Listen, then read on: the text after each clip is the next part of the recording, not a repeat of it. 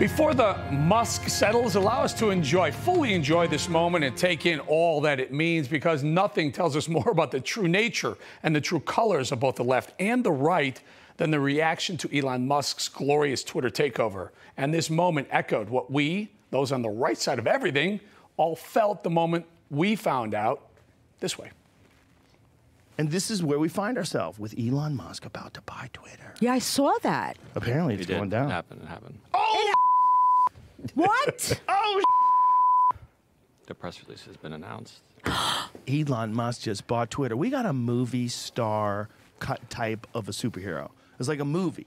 Like if you had a movie and there was a guy who was like a hero in the movie who happened to be a billionaire, does wild, like makes his own rockets and drills under the city and That's apparently it was really close yesterday, and I'd heard it, this morning that it was probably going to happen, but the fact that it's now announced, that's amazing. Look, it'll change everything. Yeah. Conservative voices on Twitter, once shadow banned, silenced, and shut down, are all coming back into the light. We're gaining Twitter followers again.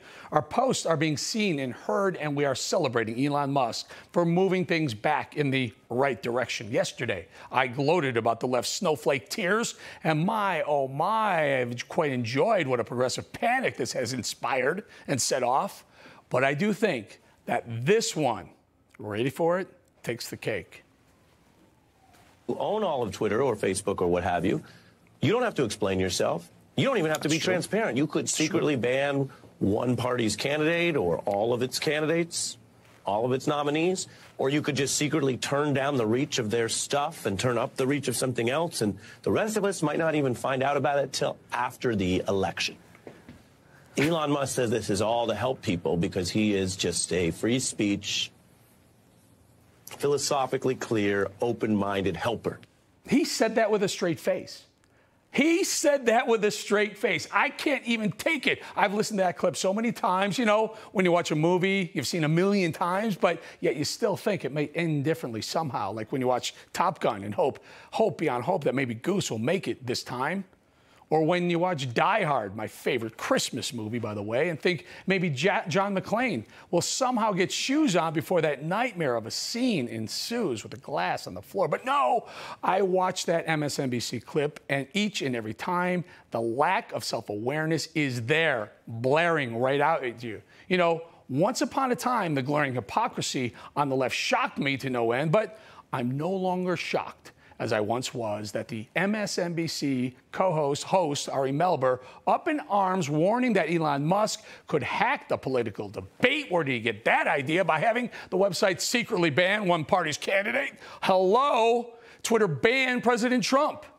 Oh, and magically and conveniently, a month before the 2020 election, Twitter moved to turn down the reach of the New York Post reporting on Hunter Biden's laptop, now proven to be a real thing 18 months after the election. Those actions on the part of Twitter weren't secret, but Ari Melber's alarm echoes what conservatives have been saying for years about big tech censorship. As long as the usual Silicon Valley overlords controlled all of social media, progressives didn't mind. That worked beautifully for them. But Elon Musk buys Twitter, and suddenly freer speech is a national crisis. The New York Times, yesterday, the New York Times had 3 hyperventilating op-ed pieces about Elon Musk and Twitter and the end of the world as they see it. Look at this. Twitter, under Elon Musk, will be a scary place. And Elon Musk is a problem, masquerading only to the likes of you, New York Times, in cahoots with the Washington Post, CNN, MSNBC, Twitter, Facebook, to do away with any icky, sticky, tricky stories about shady candidates and their shady kids and their shady dealings. Former Clinton Labor Secretary Robert Reich tweeted this: Musk and his apologists say if consumers don't like what he does with Twitter, they can go elsewhere. But where else would consumers go to post short messages that can reach millions of people other than Twitter? And yet conservatives who have criticized Twitter all along have been told all along, just go build your own sites. Got it. See how it works with you.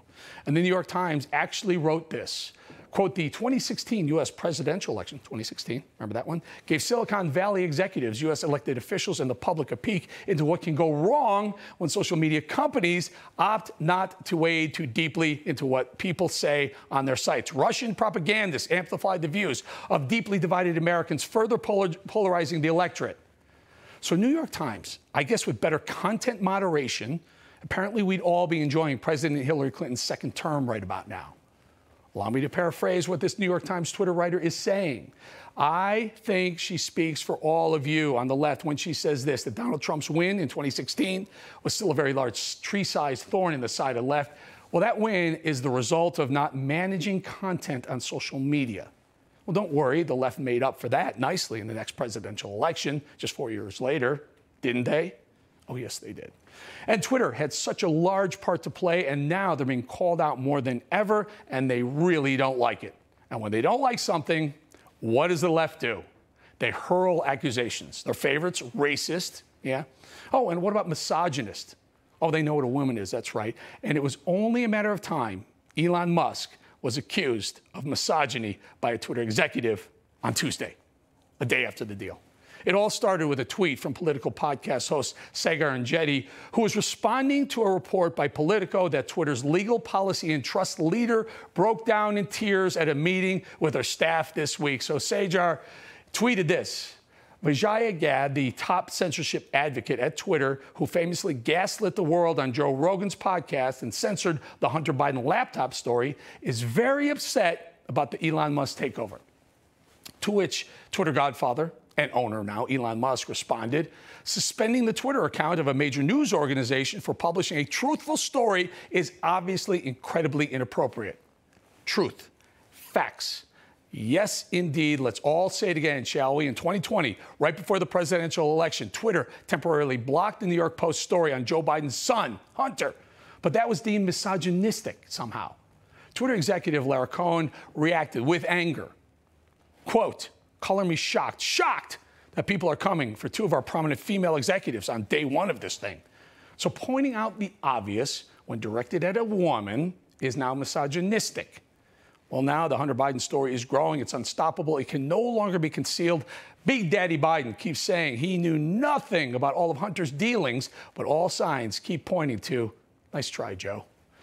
Turns out that Santa, the Tooth Fairy, and the Easter Bunny weren't the only visitors to the BP Biden had at the White House. Apparently, Hunter Biden's closest business partner made at least 27 visits to the White House and other official locations between 2009 and 2016.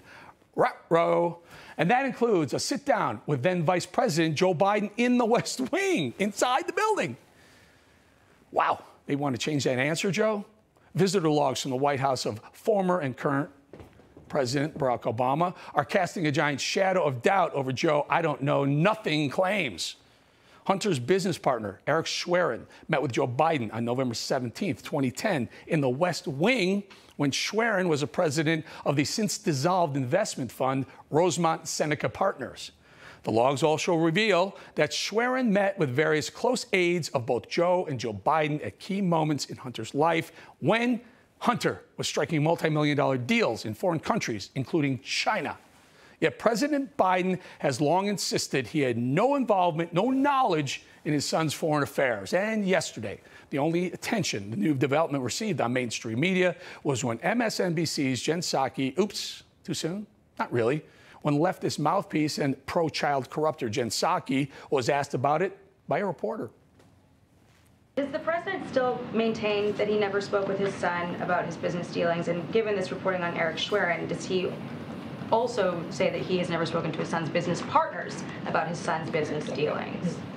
He maintains his same statements that he's made in the past. I would say I know you're referring to Waves records that were released more than 10 years ago. I really don't have more detail or information on them. I'd note that there was a gap when Waves records were not released.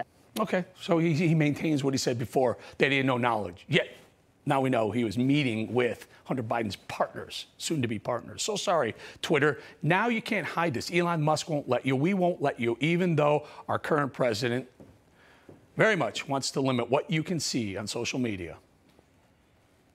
for more and more of us, search and social media platforms aren't just our window into the internet. They serve as our primary source of news and information.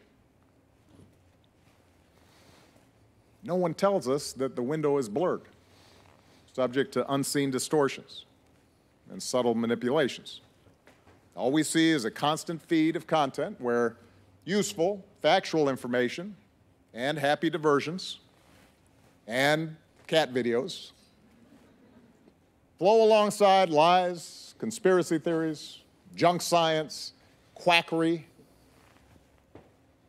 white supremacists, racist tracks, misogynist screeds.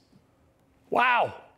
Wow. You missed anything, President Obama. I mean, former.